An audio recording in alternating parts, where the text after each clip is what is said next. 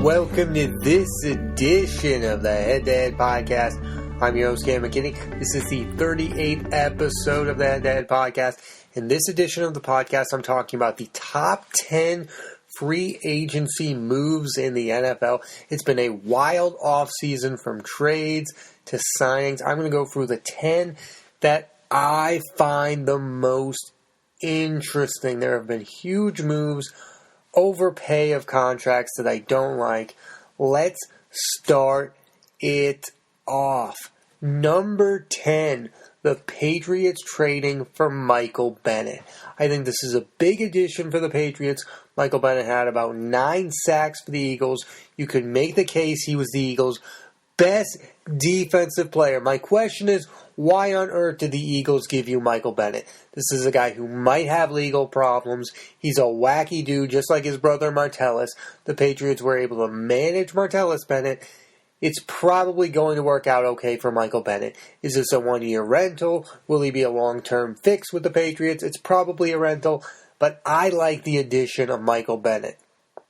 I think when the Patriots make out-of-the-box moves like this, it usually ends up working out for them in the end. I like the addition of Michael Bennett. They need a guy to get sacks. He got 9.5 sacks last year with the Eagles. And he has a history and a relationship with Tom Brady. There are those clips online of him talking to him during the Super Bowl. He has respect for the Patriots. I think the Patriots are going to be able to handle this wild personality. I like the move. So number 10, the Patriots trading for Michael Bennett. Number 9, Redskins sign safety Landon Collins to an $85 million contract. Landon Collins is a Pro Bowl safety for the Giants. He's one of the best defenders in the NFL on the Giants. My question with the Redskins, when are we going to stop? When is Daniel Snyder going to realize that overpaying for outside help, although I think this is an okay move, it's never worked out for him. Ever. He's never made the right additions, whether it's Albert Haynesworth, whether it's anyone, whether it's Josh Norman. Stop making outside moves. You don't build your teams through free agency. It's like Daniel Snyder is going through the same roller coaster over and over and over again. He's never going to build a great Super Bowl winning team based on free agency. I don't hate Landon Collins. He's a fine safety. He's one of the best safeties in the league. What are we doing? You're doing the same thing. Josh Norman, Landon Collins. You have to get your quarterback right, and you have to get your offense right. You're overpaying for these defenders like Haynesworth, like D'Angelo Hall. D'Angelo Hall worked out for them, but you didn't win any more games. Stop overpaying these defensive players. Stop it. Stop it. And these outside help. There's a reason the Patriots win the Super Bowls and they don't have to win the offseason. Daniel Snyder continues to keep trying to win the offseason, and it's not helping him in the least. So while I like the addition of Landon Collins, the Redskins are just doing the same thing over and over and over again. And it's insane and it's stupid and it needs to stop. Number 8, the San Francisco Niners get defensive player D Ford. They trade for him. They give him $85 million. This guy made the infamous play against the Patriots. He had a lot of sacks for the Chiefs. I like this addition. The Niners need to have a good season. They need to. Last offseason, they overpay for Jimmy Garoppolo. We could debate whether or not they overpaid, but to me, they overpaid. This is a good addition. They need to shore up their defense because offensively, they've lost Pierre Garçon. Jimmy Garoppolo is not going to have a lot of great options to throw to. They need to have a good season. They at least need to be 8-8 for this to be a successful season. With the Chiefs, they've lost so many guys. Now, they've lost D Ford. They're not going to re-sign Houston. They just released Eric Berry. The defense wasn't that great for the Chiefs, but they had some guys like D Ford who had breakout seasons with them. Houston's an all-time great Chief. Eric Berry, all-time great Chief. They're losing that core of defenders. This is going to be a big year for the Chiefs, which is why at number 7, the Chiefs signed safety Tyrann Mathieu. Now, this makes up for losing Eric Berry, and this makes up for losing Dee Ford. The Chiefs, to win a Super Bowl, are going to need to have a better defense. But I think year 2 of Pat Mahomes is obviously going to be the key. The Chiefs' offense is what's going to help them win. And now you have the problems with Tyreek Hill. You've lost Kareem Hunt. Who is going to be the weapons? Is Pat Mahomes this good where he can do it without a Tyreek Hill, without a Kareem Hunt? We are going to see, because Tyreek Hill is going to get suspended. Kareem Hunt is gone. Yes, he has the all-pro tight end. Yes, Travis Kelce. Yes, he has some other options that aren't so great. Benjamin at wide receiver. It's going to be interesting if Pat Mahomes can elevate his game without the weapon that was truly special for him, Tyreek Hill. Because my guess is Tyreek Hill will not be a Chief for much longer. I like the addition of Tyrann Mathieu, though. He has always been one of the best safeties in the league. He's obviously made that comeback when he was with from college, where he messed up. He was kicked out. He had a great run with the Cardinals. Good run with the Texans. He's one of the best safeties in the league. I like the addition. Giving him $9 million a year, though, it's dicey. So at number 7, Tyrann Mathieu. Number 6, the Ravens get safety Earl Thomas, $55 million contract, $35 million guaranteed. I think this is an overpay, but Earl Thomas is one of the best safeties of all time. I've heard people compare him to Ed Reed. I think it's a really solid move. I do, but I think they've lost so much that I'm confused by the move. They lost C.J. Mosley. I question what's going on. Terrell Suggs left. I think the Ravens are in this transition of, we think they're a good team, but they might not be. The fate of their season rests in the hands of Lamar Jackson, their quarterback, who I'm not sure if he's a great passer. So it's interesting to see where the Ravens are going. Ozzie Newsome is not their general manager anymore. So you wonder if they have the stability. They still have the coach in Harbaugh. There's still a dangerous threat. There's no more Joe Flacco. It's all on the hands of Lamar Jackson. Earl Thomas is a good addition. They also added a running back. It's a nice offseason for the Ravens so far. They lost a ton of their defenders, which is an interesting move, to say the least. After their defense is basically what made them interesting last season. Let's go to number 5. The Lions pay Trey Flowers $90 million, $56 million guaranteed. This is a guy who's one of the Patriots' best defenders. But to me, this is a huge overpay. I don't think Trey Flowers is special. He's not game changing. To me, this is just Matt Patricia picking one of his own guys and building. The Dolphins and the Lions keep stealing Patriot players, and the Bills do this too. This needs to stop overpaying. Trey Brown also got signed by the Raiders.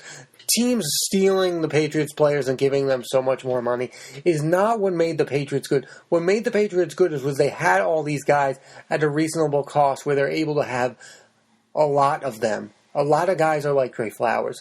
I still believe the Patriots are going to be good. I don't think the Lions are going to be much better. This is a huge overpay. I don't love this contract. I don't think the Patriots were going to go anywhere near $56 million guaranteed for Trey Flowers, of all people. Listen, I think he wasn't their best defender last season. I think Stephon Gilmore was the Patriots' best defensive player all season long, and that's the guy they did overpay a little bit, but now that contract is starting to work out. I don't think teams should be stealing Patriots defenders and giving them this much. I like the Dante Hightower signing by the Patriots. I think that's what Trey Flowers should have taken if he wanted to remain a Patriot. But hey, he got paid $90 million, $56 million guaranteed. That's insane to me. Number 4, let's talk about Le'Veon Bell getting $52 million from the Jets, 35 of it guaranteed. Listen, I like Le'Veon Bell. What did you gain from holding out a whole year? You've wasted a year of it. You didn't get $14 million. That's $14 million he's never getting back. Le'Veon Bell is never going to make up that money. He gained absolutely nothing from this ridiculous year of you being on a jet ski, for you vacationing, for you being a meme, for you being... Now his rap album is really awful. I feel bad for Le'Veon Bell. He's wasted an entire year of his life. He's got nothing to show for it. And yeah, he's saying it was a good move. Listen, it's worse to be a Jet. It's worse not to be a Steeler, and it's worse not to get paid what you were going to get paid. He got absolutely nothing out of this. So people like Adam Schefter and all these guys defending him and saying, well, this is what he had to do. No, what he had to do was show up, shut up, and play football. I don't want to be this cruel about it, but he should have played for the team that had a chance to win. He let down all of his teammates, and now he's letting himself down, and his wallet didn't justify the move at all. The only thing that was going to justify the move was if he made somewhere in the 70 million, 50 million guaranteed range, and he didn't even come close to that. This is a good move for the Jets. It's going to shore up Sam Darnold in that roster, but for Le'Veon Bell, it's a clear loss. What did he gain from this at all? He gained nothing. Yes, he's the second highest paid running back, but he's nowhere near got what he thought he deserved. And sometimes he wanted to be paid like a wide receiver. Now he's being paid like a running back, like he was going to get the entire time. He's against his own position. It's a sad story, I guess, but really, what did you gain from that year off? No one can tell me that it was justified what happened this whole year of Le'Veon Bell madness. Nothing. No one can convince me he did the right thing. It's stupid. That's why nobody actually holds out today. They just wait until they get somewhere near that range. Like Julio Jones pretended like he was going to hold out. Holdouts are the worst thing you can do. It's the worst thing. A whole year without football. How did that work out for you? Number 3, the Raiders steal star wide receiver Antonio Brown. Reminder, this guy scored 15 touchdowns. I don't care that he's a psycho. Guess who also traded for a psycho and went to the Super Bowl the next year? The Philadelphia Eagles and Terrell Owens. I did an entire podcast about how Antonio Brown is the next Terrell Owens, and I 100% agree with that. I think this guy is motivated to still put up the stats. I still think he's one of the hardest workers. Yes, he's drama. Most star wide receivers are. They got a 3rd and a 5th round pick, and they get in return the guy who scored the most touchdowns in the NFL, and you could argue he wasn't even having one of his best years. Antonio Brown is worth the chaos. He's worth all that. It's a better acquisition than getting John Gruden was.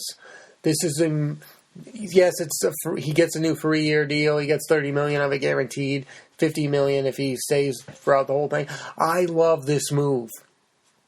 Because now, Derek Carr, it's time to put up or shut up with that quarterback. If he can't work with Antonio Brown, then he can't work at all. The Raiders can move on from Carr, and they could get another quarterback. I think he's better than what Amari Cooper was. This is a good move for the Raiders.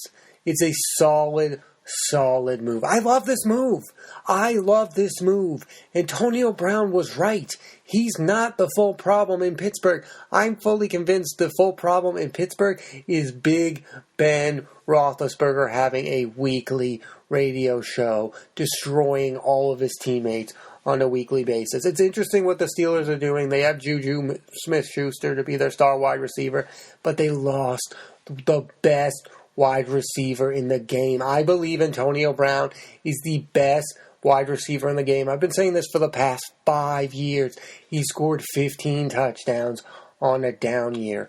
How on earth did you just get a 3rd and a 5th and you lose $21 million in dead cap money? The Steelers are the dumbest organization in football as we speak. Let's go to number 2. The second biggest move this offseason to me is the Jacksonville Jaguars giving Super Bowl quarterback Nick Foles $88 million, $50 million guaranteed. I have mixed reactions to this. I get that he won a Super Bowl. I get that he wins big playoff road games. I get it. I get that Blake Bortles drove you insane. I just think this isn't the right move. Like, I like Nick Foles. I do. But he's not consistent. He's not going to save your franchise. I think he's what Eli Manning was when the Giants were winning Super Bowls. Like, if you have that kind of team, I think he's perfect. But Eli had Plaxico Burress. Eli had Amani Toomer at the time. There's no one on the Jacksonville Jaguars who's a good enough wide receiver to justify paying Nick Foles this type of money. He's not going to make not great wide receivers look better. He's not that type of quarterback. You should already have the weapons in place for Nick Foles. And the Jacksonville Jaguars do not have the necessary weapons in place for Nick Foles to put up some numbers and to win some playoff games. I'm sorry, he doesn't. There's no Golden Tate in Jacksonville. There's none of those type of wide receivers that were on the Eagles team. There's no one to give the ball to. I mean, the Eagles got Deshaun Jackson. Those are the type of moves that the Jacksonville Jaguars need to make right now to justify this decision in giving Nick Foles $50 million guaranteed. It's nuts. It is nuts. It's nuts to do that. It makes absolutely no sense unless you're going to get the running. They have Leonard Fournette at running back. It's fine. They'll be a run-first team. But for Nick Foles to win those playoff games, he's going to need some better weapons to throw to. Okay, it's now time to talk about my number one move this offseason. No surprise. The Browns trade for Odell Beckham. I absolutely love this move. You have Baker Mayfield, you have Jarvis Landry, and now you add one of Jarvis Landry's best friends, Odell Beckham Jr. I think the Browns are for real. They've added Sheldon Richardson.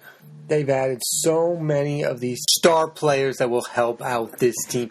The reason I love what the Browns have done is John Dorsey realizes there is a window here of 4 to 5 years that you can utilize the fact that you don't have to pay Baker Mayfield top dollar. Look at where the Packers are with Aaron Rodgers. He is taking up the majority of their cap hit. The same thing could be said for Peyton Manning and the Colts all those years. You don't win a Super Bowl if you have to give your quarterback $25 million or more. That's how these teams are utilizing it. Jared Goff and the Rams. Look at them. Then you have Russell Wilson and the Seahawks. When you have to start to pay your quarterback, things go awry real fast. The quarterback, it's the most important position, but if it takes up all of your money, you can't build a team. The Rams were able to build a team. They were able to bring in Talib, Sue, and all those veterans around Jared Goff because they weren't paying him top dollar. Now the Browns will be doing that with Baker Mayfield and the likes of Odell Beckham Jr., Jarvis Landry, Sheldon Richardson, Myles Garrett, so much more. They brought in Vernon from the Giants also. They have done a top-notch job, and it will be interesting to see if the Browns win the AFC North. I think they will. I think they will definitely be the ones who end up winning that division, and winning it probably pretty easily. Okay, so those are my top 10 moves of free agency. Let's do a recap. Number 10, the Pats getting Michael Bennett in a trade. Number 9, the Redskins signing safety Landon Collins to an $85 million deal. Number 7, the Chiefs getting safety Tyrann Mathieu. Number 9, Ravens getting safety Tyrann Mathieu. Number 5, Trey Flowers to the Lions for a boatload of cash. Number 4, Jets pay for Le'Veon Bell. What was that all for? His holdout. Number 3, the Raiders steal Antonio Brown from the Steelers. The Raiders steal Antonio Brown. Number 2, the Jags give Nick Foles $88 million, $50 million guaranteed. And number 1, the Browns trade for Odell Beckham Jr. Those are my top moves this offseason. There are probably plenty of more moves to happen this offseason, but those are the ones that I find most interesting, and I think probably all of those moves will probably work out for those teams. I don't see a misfire in any of those moves, but it is the NFL, and you never know what will happen. Thanks for listening to this edition of the Head to Head podcast. I'm Cam McKinney. There'll be a new episode of the Head to Head podcast every Monday on iTunes and Apple Podcasts. Also, check out my other podcast on the Chatter Podcast Network, Pop Culture Spotlight. It's about movies, TV shows, and actors that I admire. Thanks again for listening.